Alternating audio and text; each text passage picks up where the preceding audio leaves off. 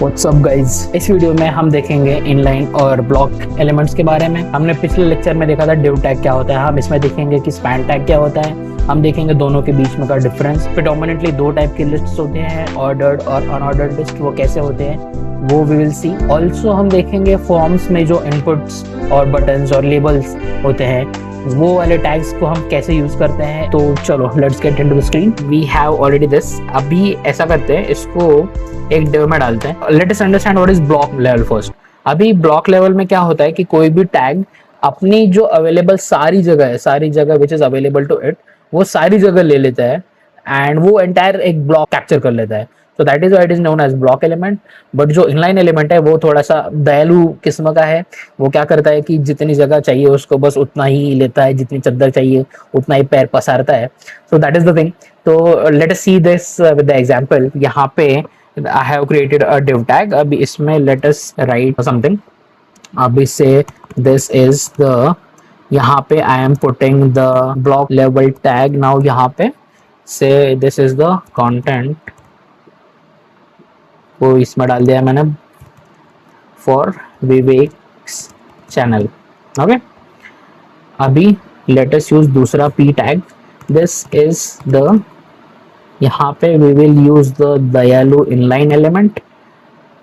This is the nth lecture of, यहाँ पे आगे you can make the series.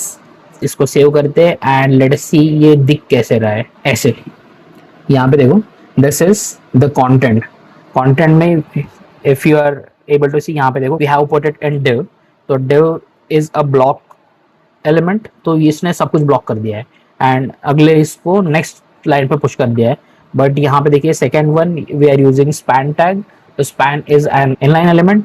सो ये क्या करता है, nth लेक्चर को उसने सेम इसको उतना जितना जगह लगेगा बस उतना ही, वो पूरा ब्लॉक कैप्चर करके नहीं रखा है unlike div। So that is the key difference. I hope that is clear to you guys. There are few examples यहाँ पे। I will write it. Span हो गया, इमेज हो गया, all these are inline and block वाले जो है these are div हो गया, section हो गया। The next thing we should talk about is the ordered and unordered list.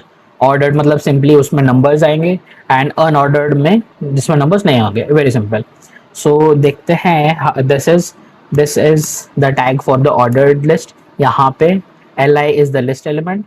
यहाँ पे आप लिख दो से, यहाँ पे I am creating a list first, second and third. So I have created a list, okay, and this would be ordered list. अब देख लेते हैं कि ये कैसा होता है ordered list. So yeah, this first, second, third, यहाँ पे नंबरिंग आ रहा है, तो this is ordered list. अब देखेंगे कि how is unordered list, how does it look like. Of course unordered list में order नहीं होगा। Very simple. देखते हैं, इसको भी सेम लिखते हैं फर्स्ट। इसको एक काम करते हैं, copy and then paste first, second, third. Okay, अब सेव करते हैं। Let's see. टना सी, यहाँ पे we have the elements list के फॉर्मेट में, बट यहाँ पे कोई नंबरिंग नहीं है। So this is the difference between ordered and unordered list elements. One more thing I think I should teach you guys is forms and labels. Form is the tag. यहाँ पे देखो, यहाँ पे if I'm taking a input and अलग अलग type of inputs are there. Type text होता है, password होता है, multiple types होते हैं. You can mention it here. और यहाँ पे you can label this as well. आप ensure करना चाहते हो कि ये particular input इससे related है, तो what we can do is यहाँ पे you can give it the ID. यहाँ पे से, यहाँ पे you give it ID as name. So यहाँ पे this is for name and यहाँ पे label we also you can put, this should be before this. Okay, तो यहाँ पे you can do this and also you can include a button as well. यहाँ पे submit button का भी also you can mention the type. यहाँ पे submit. Okay, let us see ये कैसे दिखता है पेज में. Yeah, so this is the name. यहाँ पे you can enter your values whatever you want to input और then this submit. इसमें फंक्शनैलिटी एडिट नहीं है, तो it is not working properly. But आगे देखेंगे हम हाउ दिस विल ऑपरेट या फिर कैसे इसको यूज़ करना है। We will kind of make mockups and we will use HTML to kind of make the structure. So yeah, so this is pretty much you should be knowing about HTML.